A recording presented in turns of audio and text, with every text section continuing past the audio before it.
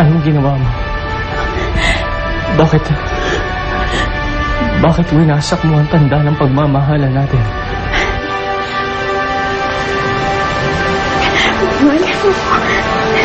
Mahal, hindi ko sinasabihin sa istirain ng paninita. Nandala lang ako dahil natutuwa ko sa'yo. Mas inuna mo pa kasi yung iba kaysa sa akin. Ito ang sinumpang ang pagmamahalan natin. Bakit mo sinira?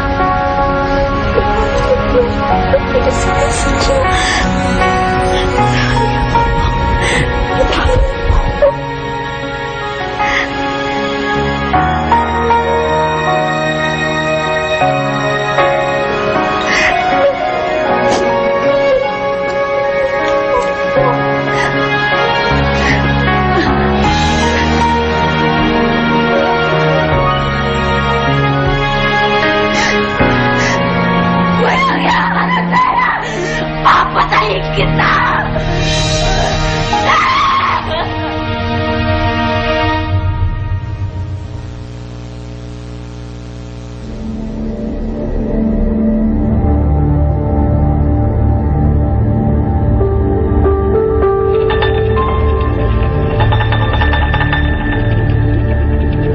Momo! Momo, asan ka na ba? Anak! Halika na. Baka nasa bahay na si Momo. Tara.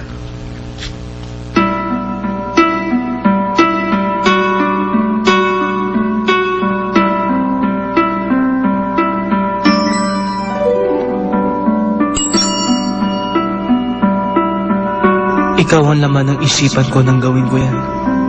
Dumaloy ang pag-ibig mula sa puso ko, papunta sa aking mga kamay, upang likhain ang bagay na magsisilbing tanda ng ating pag-iibigan. Hindi ako magsasawang hangaan ang ganda ng bagay na to. Pangako, iingatan ko to at hindi hahayaang mawala o masira. Kahit buhay ko man ang maging katumbas.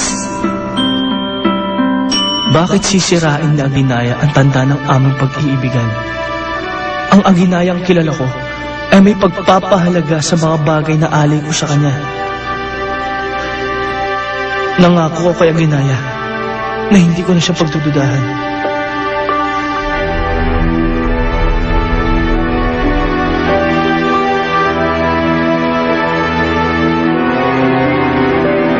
Magagalak si Aginaya.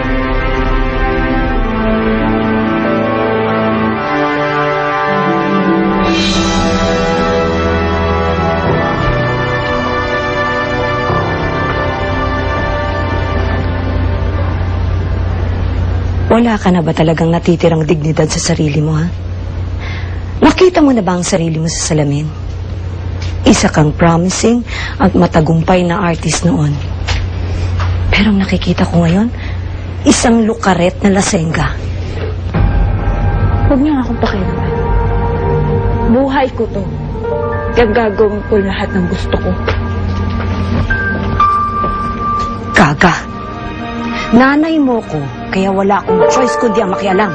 Lalo na kung nakikita ko ang anak ko, nasisira ang buhay dahil lang sa walang kwentang lalaki. Huwag niyo nga idami si Machete dito. At bakit hindi? Siya naman talagang may kasalanan na.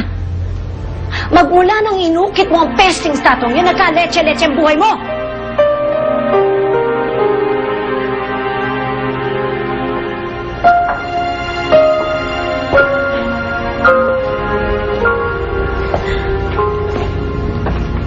And speaking of the devil, ikaw ba dito?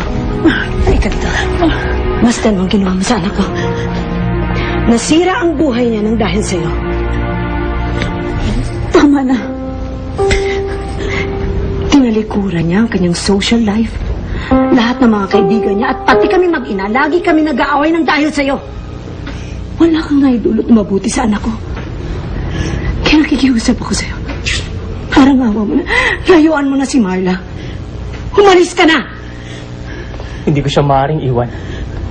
Siya, si Aginaya. At kami ay tinakda para sa isa't isa. Tama! Ninoloko ka lang ni Marla! Matigilan mo na to. Huwag mong gawin sa akin to. Hindi siya ang itinakda para sa'yo. Dahil hindi siya si Aginaya.